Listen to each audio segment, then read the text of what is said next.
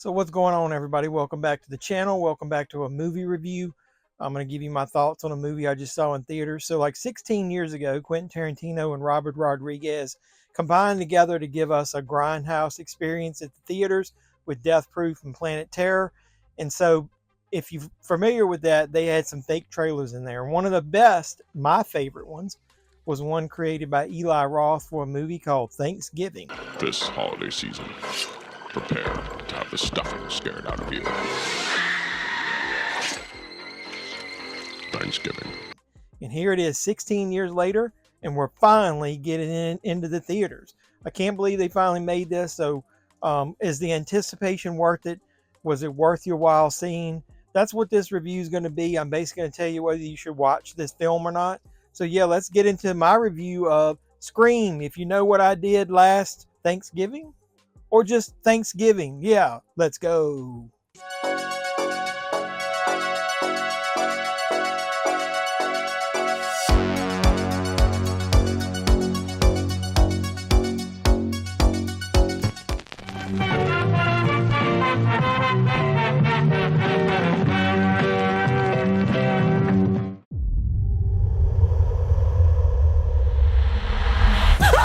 So what's going on, everybody? Welcome back to the JeffMan316 Pop Culture Reporter channel. I'm your host, as always, JeffMan316.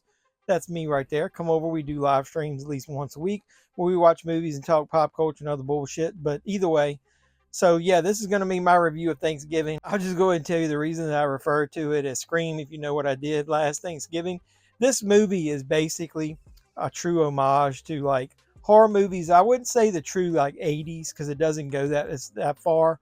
But maybe the 90s. So like Scream, it kind of felt like a Scream type movie. It really felt like I Know What You Did Last Summer. It's basically framed almost exactly like that. So if you love those horror movies of the 90s, you're going to like this. But the good thing about it is we got Eli Roth making this. So it's not real PG-13. It actually goes over the top with the gore, with the violence, but not the sex. That's kind of weird. So we'll get into it. So if you're not familiar with Thanksgiving, like I said, Eli Roth has been playing in this movie for almost 2 decades now. So he finally gets to make it. It's one of the movies that it feels more like a mainstream movie of his. Now, I haven't seen all of his movies. I think I've seen a majority of them, all of his horror movies. And there's always usually something quirky or an indie feel to his movies, especially his horror movies. And not this one. This one feels kind of like a standard mainstream horror movie. So I think that's what he was going for. So going into it, I saw the trailer back then and I saw the new trailer. And one of the things that I thought was going to be a negative was I really did wish that he had done this more in a grindhouse style, like make it feel and look like it was an old 70s or 80s movies like he did in the trailer. But he didn't do that, but I wasn't that disappointed. I guess when it comes out on home video, you could almost maybe put one of those filters with a lot of film dirt and dust in it. I think that's what you can do with Planet Terror on the Blu-ray release of that. But either way, I think he did a really good job. One of the things that I've always thought of Eli Roth was he doesn't do a very good job of character development. And then most of the characters in his movies you don't like. So he doesn't give them really good dialogue.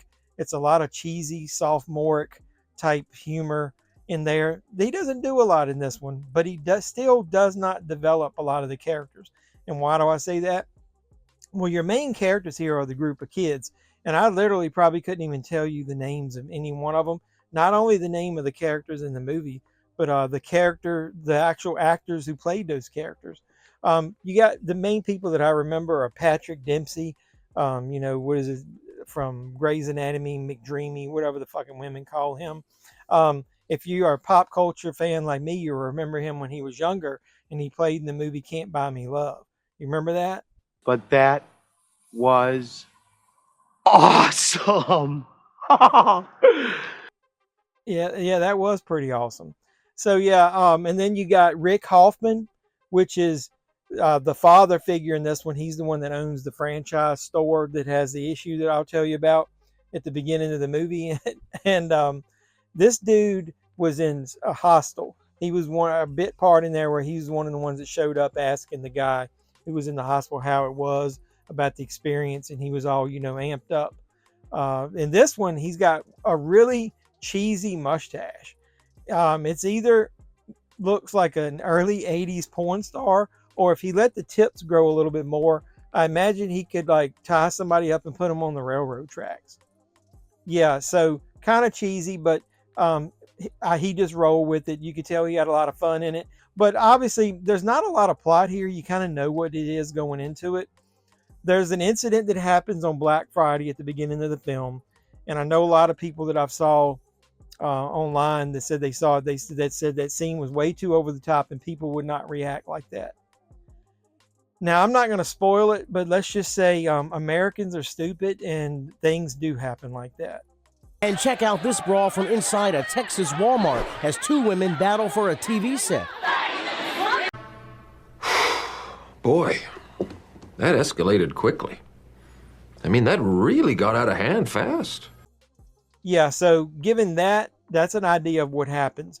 Now, a year later, after that incident, people start dying, and it's somebody dressed up as John Carver. Now, I started thinking about that after seeing the movie. And it was John Carver who was the first governor of the Plymouth colony. I think he's the one that did the negotiating between the Native Americans and got them to sign the peace deal. John Carver, really? How have we gotten to this point and nobody created a movie like this called Thanksgiving? The guy's name is Carver. Let that settle in. It's already written for you. Carver, get it? Killer. What's on a cookie? So that he's got that going for it. It's got a really cool concept for a killer. So he kind of follows the normal formula with it. You know, you got John Carver. He's the killer. He's stalking people throughout the movie. Does a lot of killings that are related to Thanksgiving type things. I won't spoil it, but I will say this: if you've seen the trailer for the Thanksgiving movie and the Grindhouse film, between the Grindhouse films, there's a lot of the things that happen in that you get toned down versions. So like that Grindhouse movie would have been probably hard to put into theaters. So he toned it down a little bit. There's no sex in this, virtually none. There's literally one scene on the trampoline that's sort of like the one in the trailer, but he doesn't go all out with that one. There's no like in the car sex scene. Somebody asked me about that on my reaction video. You don't get any of that. So yeah, there's no like gratuitous sex in this, whether it be male or female. No titties! No titties! Yeah, so yeah, any of you looking for that, there's no titties in this.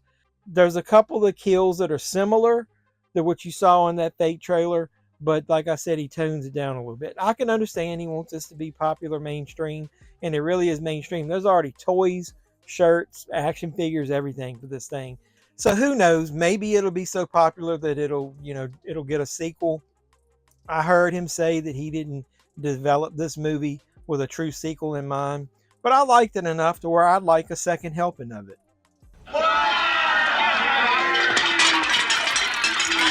And there's enough plot left over where we could get a sequel. So the one true thing, like I said, that's going to have a problem with having a sequel is there's no real true character development in this thing. So no, I don't really care about this final girl. I don't even really remember anything she did up until the very end of it. And the end seemed a little rushed.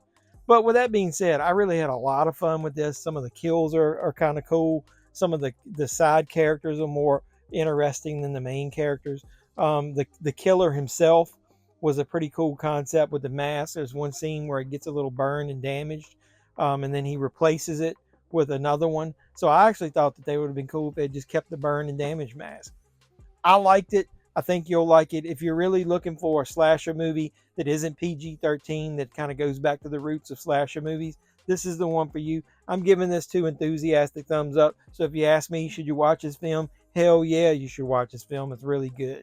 So I think it's going to be one of my top tier Eli Roth movies. I really love Hostel. I like the Death Wish movie with Bruce Willis. I like Knock Knock. I like Cabin Fever, so I've liked most of his movies. So yeah, I don't know if this will become a standard, watch during Thanksgiving holiday, but wait a minute.